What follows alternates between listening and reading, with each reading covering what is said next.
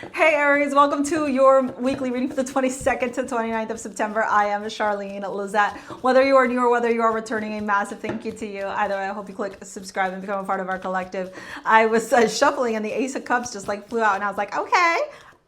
All right. We like to see that. We like to see the Ace show up. Hello, hi, what's going on? Oh my Lord. That was jarring. Followed by the Seven of Swords, the Seven of Pentacles, the Four of Cups. Wow. Confusion around your feelings, around your emotions. Oh, geez. The Wheel, the Five. Jesus. Lord. Heaven on earth. I don't even know. I'm going to say both, to be honest. Okay. Nine of Swords at the bottom. You know what? The astrology is ripe for this kind of energy. I'm not surprised that this is showing up right now. We just came off of that eclipse in Virgo. This week we have some really, really jarring astrology. If I could give you any piece of advice, Aries, it would be to devote to yourself. Devote your energy to yourself. Devote self-love. Devote attention to you. Pour into your energy. Pour into your cup. Pour into your self-love, your self-worth, like all of that stuff, okay? Because this energy definitely is showing up as a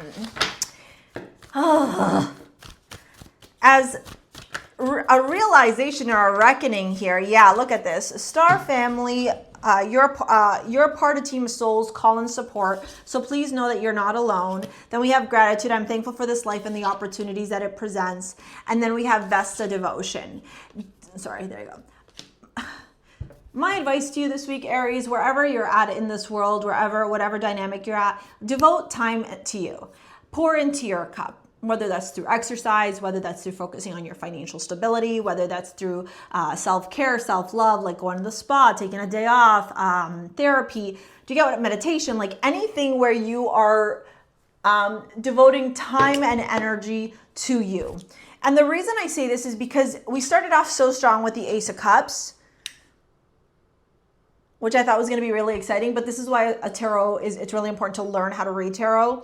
Because yes, the Ace of Cups is an influx of emotions, new beginnings and emotions and feelings, and it can be very, very lovey. But when we slap it beside the Seven of Swords, the Seven of Pentacles, and the Four of Cups, the energy changes dramatically. The Ace of Cups is about new beginnings and feelings. The Seven of Swords is deception, disillusionment. It can be cunning energy, strategic energy. It can also be you keeping things really close to your chest. So maybe you're dating somebody, maybe you're seeing somebody, maybe you got a business opportunity, a contract, a client, some sort of, interaction with someone on whether it's a personal level or a professional level. And this week with the Seven of Pentacles beside the Seven of Swords, something is revealed to you about this connection. Something is revealed to you about this dynamic. And the Four of Cups tells me that it's not a revelation that you're necessarily content with. It's a revelation that sucks. Why do people always gotta be so damn disappointing? Imagine the type of world we'd live in if people were just authentic and honest and operated with integrity, with values, with self-respect. I just feel like the world would be such a better place. It's like we failed to see that as a humanity, right? The Seven of Swords, the Seven of Pentacles, and the Four of Cups, and then the Wheel. So things are turning this week. This week, I wouldn't make any brash or rash decisions. This week, I would be in a place of the observer. This week, I would be thankful for any revelations that come my way. This week, I would turn around if I was you and I'd say, thank you, universe, for delivering this information for me. Thank you, universe, for, taking out the garbaggio. Thank you, universe, for being so honest and upfront and open. Like, I would even say a prayer to God or to the universe, whoever you believe in, and ask them, right? If this connection or this business opportunity or this new revenue stream or, applying at this job and getting this job, if this is for me, let it stay and let it be blessed and let it be filled with grace. And if it's not for me, remove it from my life and I will thank you either way, right? Like, that's the energy to be in this week. Gratitude. I'm thankful for this life and the opportunities it presents. Sometimes people, whether it's romantic or not, they come into your life for a reason, a season, or a lifetime. I remember years ago when Charlie was little, I befriended these girls, and they were super cool girls, and I really, really liked them. And one Sunday we were supposed to go out to like a party or something like that. and Charlie needed something for hockey, so I had to go deal with the hockey stuff first before I could go out on this party. And we were supposed to be at this party place or whatever for 2 o'clock. And I messaged the girl and I was like, listen, like, I am behind schedule. I got to pick this up for my kid. I got to get this done first before I can go to this party. And they didn't have kids. I never assumed that somebody would get angry that I'm prioritizing my child, but guess what happened? They got one of them anyways, got so frustrated, got so angry, and told me not to bother coming because I wasn't going to be there on time. Never spoke to them again. Because sorry, at the end of the day, my kid's my priority. My family's my priority. Everything else can wait. A party can wait. There'll be lots of parties to go to. I'm a party gal. There's lots of parties to go to.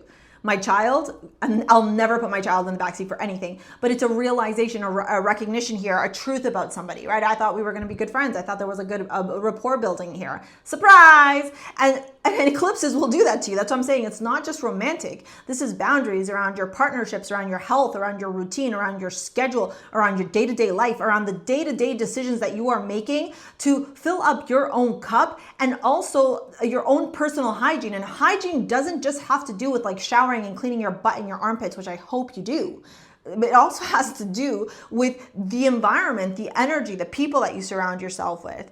The wheel to the 5 of swords, the 7 of wands, to the knight of wands. Babe, do you even want to be a part of this thing, Aries? Whether it's a romantic relationship, a career, a friendship, like, do you actually even want to be a part of this thing? Or are you getting FOMO because it may not work out for you or because you got your hopes up? Like, what's the truth here? Can we decipher the truth? Can we decipher what's truly transpiring here, coming together here? And that's why I say to you, devote to yourself this week, devote to your own energy this week. And if you happen to be going through something difficult or challenging, I need some clarity, you need to talk to somebody, I definitely invite you to go book a session with somebody over at Psychic Source. They are today's sponsor, so a massive shout out to Psychic Source for sponsoring today's video. This is what their website looks like. They will connect you with vetted psychic advisors who will help you gain that clarity, who will help you to provide answers, whether you're going through something with friends, romance, because we're jumping into your love reading soon, okay? Your finances, whatever it may be. I use them myself. I love them. I love that it's a safe space for me to go to. There's a judgment-free zone. You can talk to them about whatever is going on. You can connect to them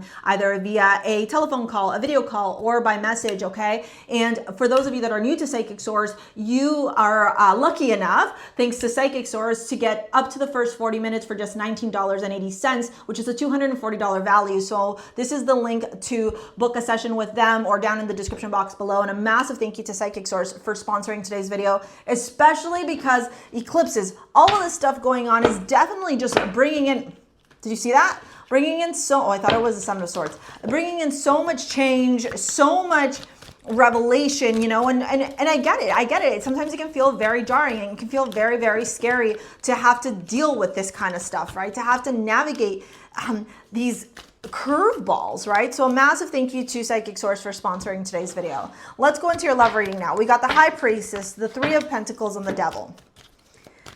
So I feel like your intuition had been warning you about this connection for a minute. Hanged Man. Oh, whoops, wrong way. And the Queen of Wands. Yeah, you are the prize here.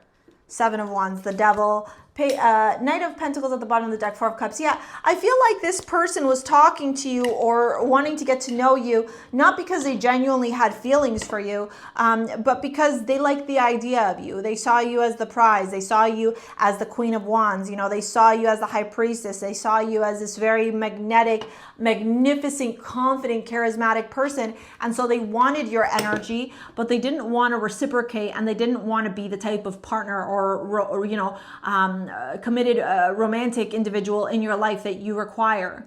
Look, at the end of the day, you got Venus as your amulet from StarSea Jewels. This whole reading is a reminder that you are sovereign in your own body, that you take control of your life. And if this person is showing you red flags or things that you don't really like, or you feel conflicted, or there's codependency, or there's addictions, or there's all this energy, then my advice to you would be to just kind of let it go and let it be, or ride the wave rather than try and control the outcome and see what transpires out of this, okay? Look, at the end of the day, Aries, you are the leader, you are the warrior. We have the new moon happening, or the full moon, sorry, happening in your sign in the beginning of October. The new moon is going to be happening if you're an Aries rising in your 7th house sector, so relationships lit up again. my advice is, if it doesn't feel good, if you feel combative, walk away from it. And if you're looking for more clarity and you want to get some more guidance, some more support, remember Psychic Source is there to help you out, okay? Their link is in the description box below. You can pick from a bunch of the different psychic advisors over on their website. You can see which one meshes with you, which one's available. I love to work together with them. I've asked them about my love life, my finances, all sorts of stuff that's going on, okay? Because even though I'm psychic, I need guidance too, all right? So if you want to work together with them, down in the description box below is the link, and a massive thank you to Psychic Source again for sponsoring today's video. Here is this video to help you with manifesting your dream life. Thank you so much for your likes, your comments, your shares, your subscribes. We will see you later, alligators. Peace out. Bye.